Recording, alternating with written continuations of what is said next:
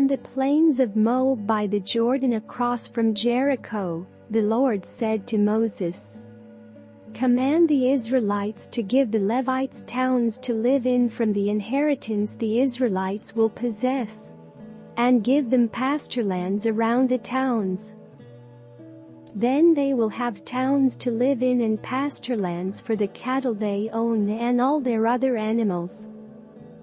The pasturelands around the towns that you give the Levites will extend 1,000 cubits from the town wall.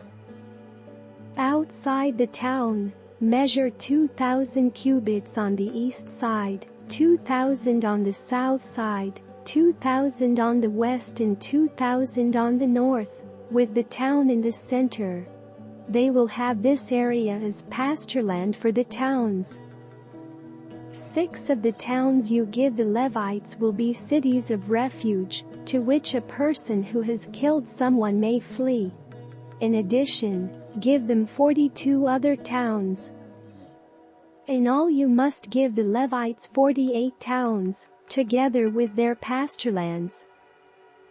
The towns you give the Levites from the land the Israelites possess are to be given in proportion to the inheritance of each tribe. Take many towns from a tribe that has many, but few from one that has few." Then the Lord said to Moses, "Speak to the Israelites and say to them, when you cross the Jordan into Canaan, select some towns to be your cities of refuge, to which a person who has killed someone accidentally may flee. They will be places of refuge from the avenger, so that anyone accused of murder may not die before they stand trial before the assembly. These 6 towns you give will be your cities of refuge. Give 3 on this side of the Jordan and 3 in Canaan as cities of refuge. These 6 towns will be a place of refuge for Israelites, and for foreigners residing among them, so that anyone who has killed another accidentally can flee there.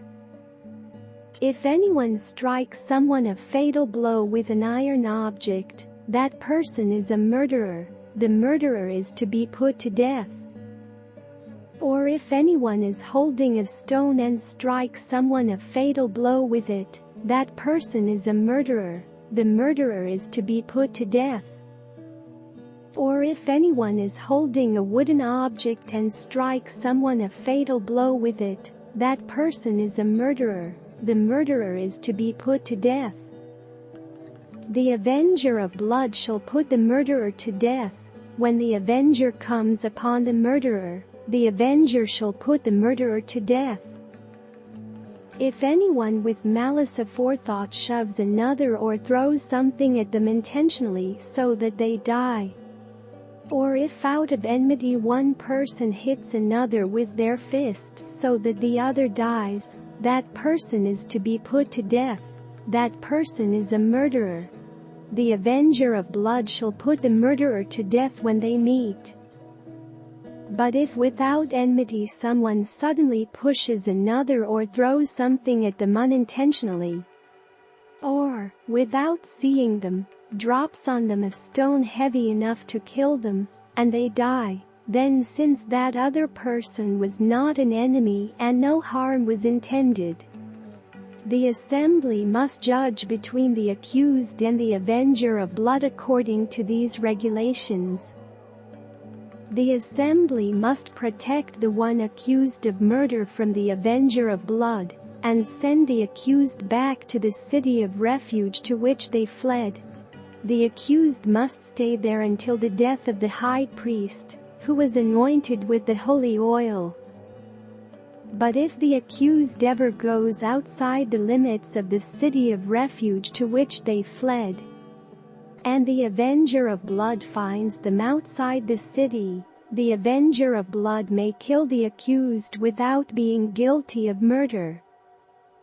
The accused must stay in the city of refuge until the death of the high priest. Only after the death of the high priest may they return to their own property. This is to have the force of law for you throughout the generations to come, wherever you live. Anyone who kills a person is to be put to death as a murderer, only on the testimony of witnesses. But no one is to be put to death on the testimony of only one witness. Do not accept a ransom for the life of a murderer, who deserves to die. They are to be put to death. Do not accept a ransom for anyone who has fled to a city of refuge, and so allow them to go back and live on their own land before the death of the high priest. Do not pollute the land where you are. Bloodshed pollutes the land. An atonement cannot be made for the land on which blood has been shed, except by the blood of the one who shed it. Do not defile the land where you live and where I dwell, for I, the Lord, dwell among the Israelites,